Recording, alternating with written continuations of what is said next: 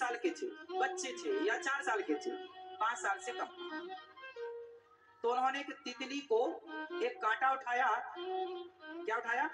कांटा बबूल का, और तितली के पीछे से चुभाते हुए आगे तक घुसा दिया। आर पार कांटा हो गया, तितली बीच कांटे में फंस गई।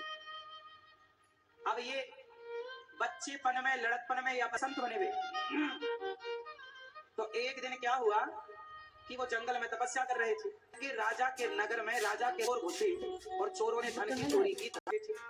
सिपाही पीछे लग गए, चोरों को लगा अब पकड़े जाएंगे, तो चोरों ने राजा का चुराया हुआ धन मांडव ऋषि के आश्रम में फेंक दिया और चोर जान बचा भागे। अब राजा के सिपाहियों ने देखा कि धन बाबा जी के आश्रम में पाया गया, तो सिपाहियों को लगा कि बाबा जी चोर है। और उस समय बाबा जी गहरी समाधि में थे। किसमें थे? जोर से, समाधि में। तो जो सेनापति था राजा का, उसने कहा ये बाबा ढोंगी है, राजा का धन चुरा करके और झूठी समाधि लगाया। तो राजा के मंत्री ने उसे दंड दिया, सूल पर लटकाओ। सूल मतलब होता है लोहे का पैना सा बिल्कुल नुकीला, उसे गाड़ा जमीन में और बाबा जी को पकड़ करके सूल पर बिठाया। तो बाबा जी के सूल नीचे से हुआ, समाधि तक नहीं खुली।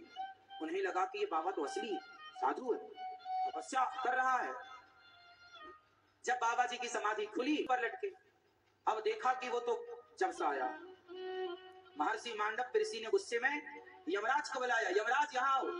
मतलब सामान्य साधु नहीं थे, यमराज को भी बुलाए, यहाँ आओ, अपना हिसाब किताब खाता वही खोलो और देखो कि मैंने ऐसा कौन सा पाप किया। मैंने कोई पाप नहीं किया, ये मुझे सूल पर क्यों लटकाया गया, मुझे इतना दर्द क्यों हुआ। डर के मारे फास्ट पन्ने पलटाई। यमराज ने कहा महाराज जब आप 4 साल के थे, 3-4 साल के, तब आपने कि तितली को कांटा चुभोया था। कांटा आपने 3-4 साल में चुभोया, अब आपको उसका दंड भोगना पड़ रहा है। मांडव ऋषि ने कहा ये बताओ, जब मैं 4 साल का था तब मुझे कोई बोध था पाप पुण्य का, सही गलत का? मुझे कोई ज्ञान था?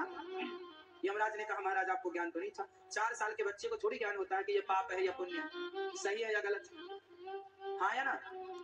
तो मुझे पता नहीं था। तो आपने जो पता ही नहीं पाप को मेरे से हुआ, उसका दंड मुझे तो हो। उस पाप के भोगता उसके माँ बाप होंगे, बच्चा नहीं भोगेगा क्योंकि उसे पता ही नहीं है। इसलिए माँ बाप को ध्यान रखना चाहिए कि बच्चा कीड़े मकोड़े तो नहीं मार रहा, कुछ गलत तो नहीं कर रहा। उसके पाप के भागीदार माँ बाप।